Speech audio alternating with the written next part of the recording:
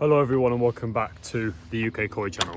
And yes, I do apologise, it has been a while. I know I said last week I'll start uploading again more often, and I may have lied a tiny bit, but I've been busy, okay? I've been busy, I had a chance to make a video, had some time on the weekend, so I thought I'd make one today. So I do apologise for that. I hope you guys are all doing well. Let me know down in the comments how you're doing. And today I thought I'd just give a general update on the fry, on the main pond, and just sort of everything else going on with the ponds. Now, I think the first place to start is these koi fry here. Now, as you can see, they are as hungry as ever. They are, well, they're just them. They are absolutely ravenous. Haven't actually fed them today. Let's get a little bit of food in here for them. Now, in terms of growth, they start to slow down a bit now due to the colder weather. Some of them are putting on some good size. Like this one here, you know, is a lot larger than some of them. It's a real mixture. But overall, I've had no real issues with these guys at the moment. So let's grab them some food now and see how they're doing.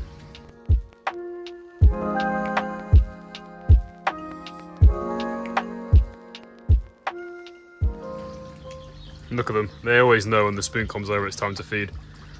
Just listen to the noise they make.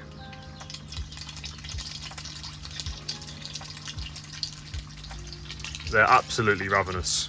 Now they're still on the same food as before. The Cuttlebrook Koi Farm 0.8 to 1.5 millimeter food. I'm going to start upgrading them now to a slightly bigger crumb, you know, because the bigger crumb just means sort of less wastage in the water. They are due a water change as well, as you can probably tell. The water's getting very, very slightly cloudy. You can sort of tell it's just a little bit tainted, but I need to do that now, so that'll be my next task here. But in terms of growth and fatality rates, I couldn't be happier. I've only lost about 3, maybe 4. And, you know, compared to last year, I lost about 6, 7 by this point, maybe even 10.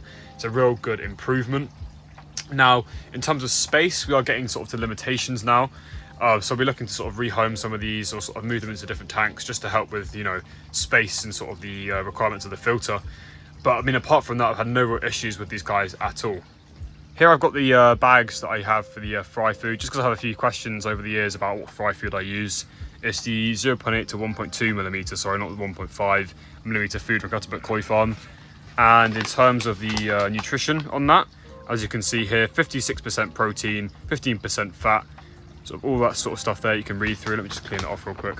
If you want to pause the video now and sort of go through all the details, you know, because you don't have to buy this food particularly, but this is the sort of nutritional values, the macros that the fish need to grow. I do not recommend you use crushed up adult koi food. The adult koi food tends to have about 40% protein or lower values of protein. And protein, you know, needs to be at high level for fish of this size, as at this point they are growing at exponential rates, and therefore they need high protein to sort of build up their bodies compared to sort of older koi fish. So when you feed them on the sort of ground up pellets, they tend to not grow as fast. But yeah, these guys are doing really, really well. And as for my own homebred koi fry, they're doing quite well at the moment. I've been due to do a video on them soon, but I've been having issues in terms of catching them, as some of the slightly larger ones are still in the big pool that I have sat over there.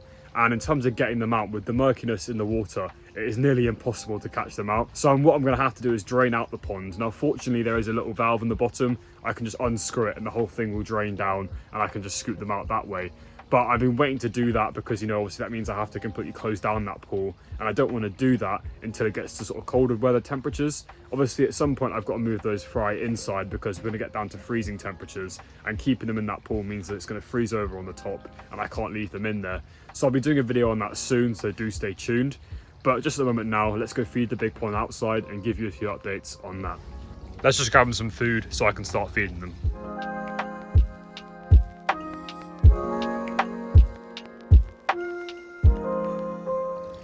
And here we are at the pond. Let's get the food in.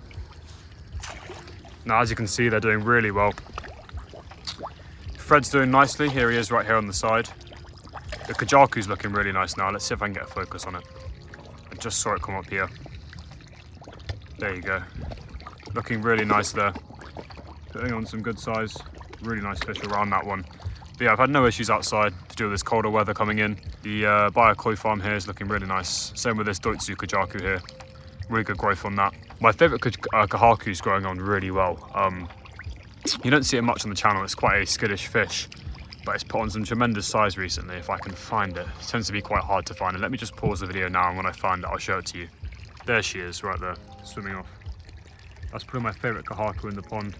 once she turns around, you can really see how nice her pattern is, but she's going really, really well. And apart from that, all these other guys are doing really well. The only issue I've got at the moment is in terms of space.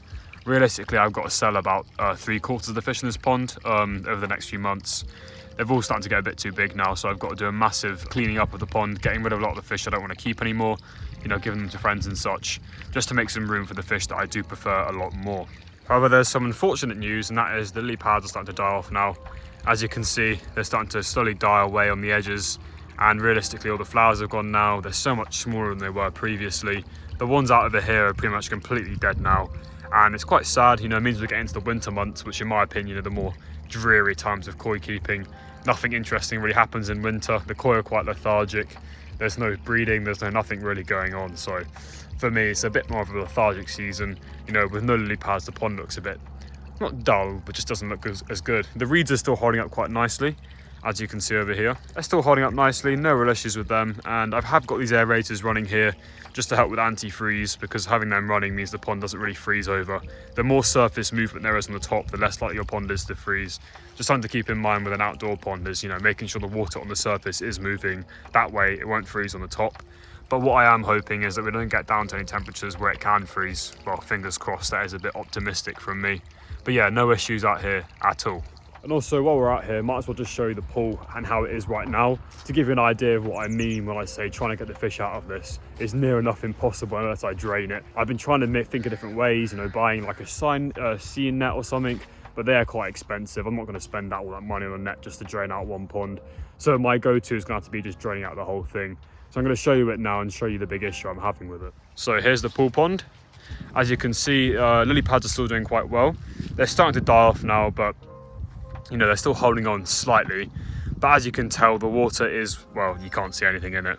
It's green water, which is fine basically in terms of the koi. The koi have no issues with green water. In fact, green water is quite good because green water is quite a good food source for sort of small daphnia and other invertebrate, which provides more food for the fish. However, the one surprising thing about this pond is the koi that are in here are about 4 or 5 inches now. They've put on some great size. I mean, there's not very many of them, but the ones that are in here have put on some amazing size. I'm going to show you the drainage bit now just to show you my plan with this. Now, just down here on the floor, buried underneath all this grass, is this valve here. As you can see, it's literally right on the bottom. And when you unscrew it, it, you know, allows all the water to come out. So you can, this is obviously for draining the pool. If you had this in your back garden, you know, you can unscrew that, drain all the water out and, you know, fix your problem. What I'm gonna have to do most likely is put a little net here. Well, not a little net, a large net, right underneath this valve here, unscrew it, and then let all the water come out. And that's really the only way I'm gonna get all these fish out of here. Now, I have got at least a month or so until I need to get them out. It's when we start getting into the real wintry months and we start getting down to freezing temperatures that I have to do this, because if the water on top freezes over, chances are all the koi are gonna die. So my plan is to sort of undo this valve, put a net here to catch any smaller ones that obviously might get drained out, and then any larger ones I can scoop out. But that'll be a video for, you know, in a few weeks' time. But that's sort of the plan with this. But yeah, all is going well with the pond, so no issues at all with that.